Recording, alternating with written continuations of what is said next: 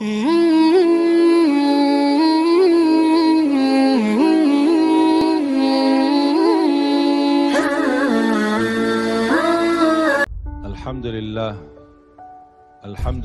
Rabbil Alamin. Allahumma salli ala Sayyidina Muhammad wa ala ali Sayyidina Muhammad. Kita dalam segala urusan dunia mengambil keputusan kita harus bermusyawarah. Tapi kalau dalam hal ibadah tidak semestinya bermusyawarah. Artinya kalau kita mau laksanakan kewajiban kita, masa kita bermusyawarah dulu? Allah Subhanahu wa taala memanggilkan kita untuk menunaikan salat kita 5 waktu, tidak perlu dimusyawarahkan. Kalau kita sudah mendengar hayya 'alas salah, hayya 'alal falah, segera tunaikan kewajiban kita.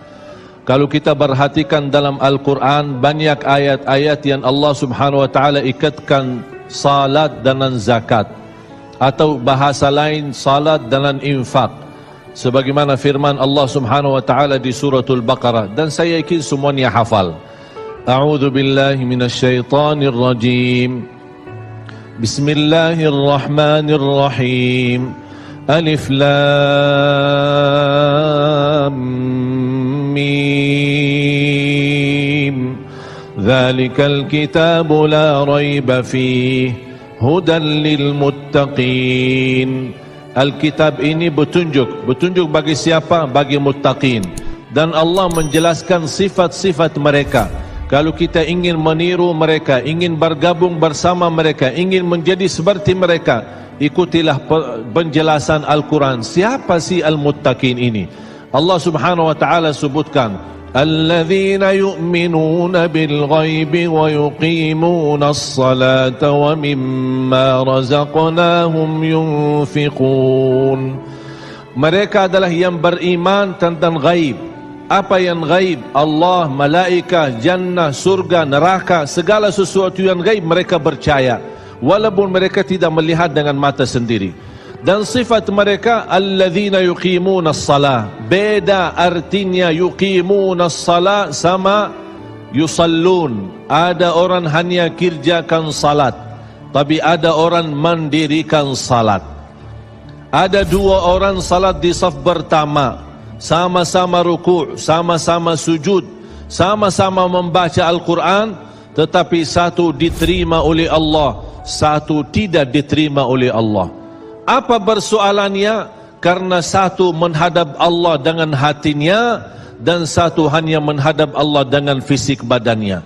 Makanya kita melihat orang yang salat dengan hatinya, nikmat salatnya, bisa tenang bacaannya, tenang rukuknya, tenang sujudnya. Beda sama orang yang buru-buru melaksanakan salat.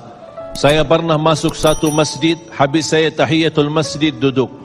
Saya melihat seorang baru masuk dan juga tahiyatul masjid. Saya melihat gerakan salatnya, subhanallah, bukan subhanallah, na'udzubillah. Luar biasa cepat. Saya hanya menangkapi bacaan gerakan salatnya. Saya baca Al-Fatihah. Saya baru selesai waladdallin amin. Dengan saya mencuba bagaimana bandingkan bacaan Al-Fatihah dengan salat beliau, dia sudah sampai ke tahiyat. Padahal baru saya selesai surat Al-Fatihah. Salat apa ini yang kita kerjakan? Banyak orang-orang berlomba-lomba seolah-olah ada juara. Siapa yang paling cepat selesai salat dapat juara 1. Inilah yang terjadi dalam keadaan kita. Makanya kita merasa tidak nikmat salat kita. Yang kita hanya kejar seminar khusyuk dalam salat, latihan khusyuk dalam salat. Sebenarnya Bapak Ibu biar faham, tidak ada perintah dalam Al-Quran memerintahkan salat yang khusyuk. Tidak ada perintah dari Rasul salat yang khusyuk. Salat khusyuk itu apa? Salat yang khusyuk hasil dari salat yang tenang. Allah perintahkan ketenangan dalam salat. Ar-Rasul SAW memerintahkan ketenangan dalam salat. Kalau sifat khusyuk adalah sifat orang mukmin yang melaksanakan salat tuma'nina. Qad aflahal mu'minun alladzina hum fi salatihim khashi'un. Ketika ada seorang datang ke masjid di zaman Rasulullah sallallahu alaihi wasallam, masuk masjid tahiyatul masjid, selesai salat, dia datang kepada Rasul mau salaman, Rasul tidak menjawab. Bahkan Rasul berkata, salli fa innaka lam tusalli, salatlah karena kamu belum salat. Dia pergi ke depan, salat lagi, selesai balik lagi bertemu Rasul. Mau salaman, Rasulullah SAW tidak menjawab. Salli fa innaka lam tusalli, salat dulu karena kamu belum salat.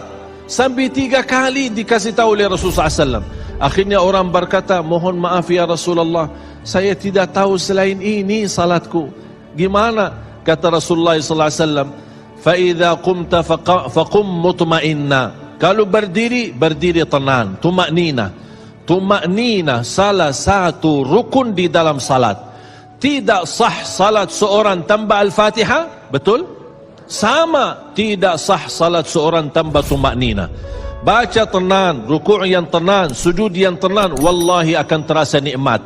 Dari hasil ketenangan dan upaya dan ikhtiar kita akan muncullah rasa khusyuk. Karena khusyuk bukan sesuatu yang datang dari luar, tapi khusyuk sudah ada di dalam hati. Tinggal bagaimana cara dikelola, bagaimana bisa dikembangkan cara salat yang tenang.